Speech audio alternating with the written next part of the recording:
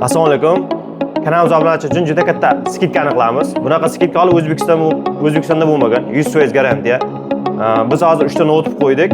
3 ta notebooklar hammasi oddiy, lekin 100% ishlab beradi. Nima uchun ishlab beradi? Word, Excel uchun yoki ingliz tilida tayyorlanadigan bolalar uchun, universitetda o'qiydigan bolalar uchun eng arzon bo'lgan, ishlab beradigan notebooklar hisoblanadi. Bu notebooklarni bir-bir tanishib o'tamiz.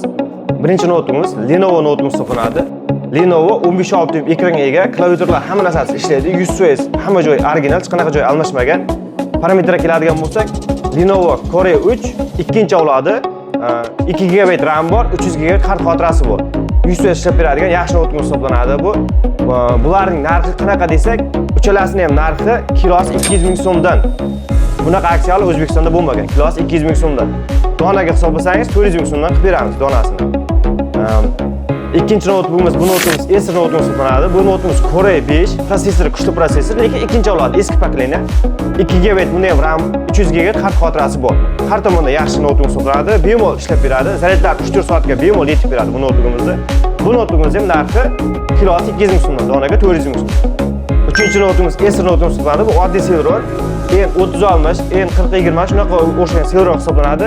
Bunda ham 2 GB RAM, 5 GB kart xotirasi bor. Uchalasini ham narxi kilosi 200 ming so'mdan, donaga 400 ming so'mdan qayd etiladi. Bunaqa skidka hali O'zbekistonda bo'lmagan.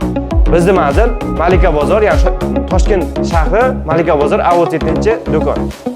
Bu raqamli eshikka bemalol murojaat qilishingiz mumkin.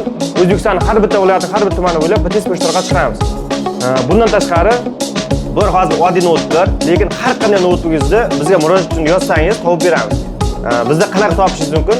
Tagida murojaat uchun yozilgan telefon raqamlaridan yoki kanal biosidagi Telegram silkasiga o'tib, bundan boshqa har bir notebook ko'rishingiz mumkin.